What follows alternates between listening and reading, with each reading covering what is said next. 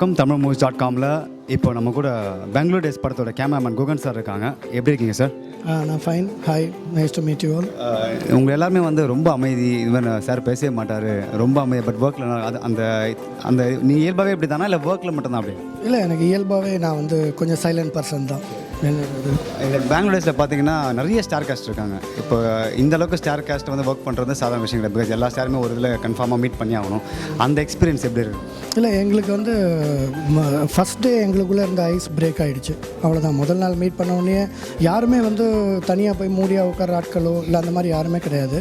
அதனால் முதல் நாள்லேருந்தே ஆர்டிஸ்ட்டுங்க வந்து கிட்டத்தட்ட நம்ம கூட ஒரு 10 வருஷம் பழகின ஃப்ரெண்டு மாதிரி ஆகிடுறாங்க. அதனால் ஷூட்டிங்கில் வந்து ஒரு பொசிஷனுக்கு வர்றதோ இல்லை அந்த பர்டிகுலர் இடத்துக்கு அவங்க என்ன பண்ணணுங்கிறதோ வந்து கிட்டத்தட்ட ஒரு ஃப்ரெண்டை டீல் பண்ணுற மாதிரி தானே தவிர யாருமே ஃபர்ஸ்ட் ஆஃப் ஆல் ஆர்டிஸ்ட்டாவோ இல்லை அப்படி ஒரு இதுவே இல்லை. அது ஒரு வகையில் எங்கள் எல்லாருக்குமே ஈஸியாக இருந்துச்சு. இப்போ பார்வதியெலாம் சொல்கிறாங்க இல்லையா, நாங்கள் எல்லாருமே ரொம்ப ஃப்ரெண்ட்லியாக இருந்தோம்.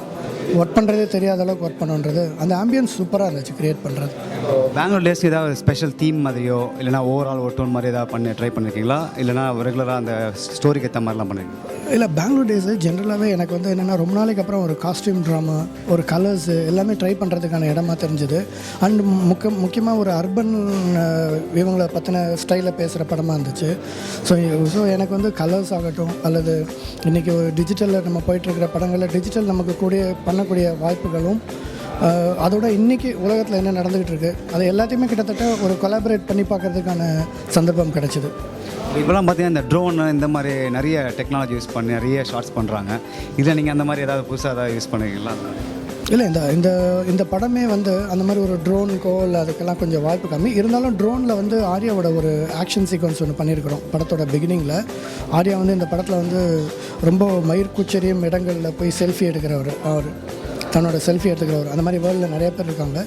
அந்த மாதிரி ஆர்யா பண்ணியிருக்கிறாரு. அதுக்கு ரியலாகவே வந்து ஆர்யாவே வந்து ஒரு மிகப்பெரிய ஹைட்டான ஒரு இடத்துல ஏறி ரொம்ப ரிஸ்கியான இடத்துல இருந்து பண்ணார். இன்ஃபேக்ட் அவரை ஷூட் பண்ணணுன்னா எங்களால் வந்து ட்ரோனு தவிர வேறு எதை வச்சுமே பண்ண முடியாது. அந்த மாதிரி ஒரு சூழலில் பண்ணோம். அதெல்லாமே ரொம்ப எக்ஸ்ட்ரானரியாக வந்திருக்கு. அண்டு ரியலி ஆர்யா வந்து அந்த இடத்துலலாம் வந்து ஒரு சேஃப்டி பெல்ட் கூட இல்லாமல் ரொம்ப அழகாக பண்ணார். அது பெங்களூர் டேஸ் பார்த்தீங்கன்னா ஒரு பெங்களூர் டேஸ் மலையாளத்தில் வந்து மிகப்பெரிய ஹிட்டு. தமிழில் அதே ரீமேக் பண்ணியிருக்காங்க. இப்போ இந்த படம் வந்து தமிழ் மக்களை எந்த அளவுக்கு இருக்குன்னு நினைக்கிறீங்க? இந்த படம் வந்து தமிழ் மக்கள் அதெல்லாம் தாண்டி நானே வந்து பெங்களூர் டேஸாக இந்த படமே கமிட் ஆகிறதுக்கு முன்னாடியே நான் பார்த்துருக்கேன்.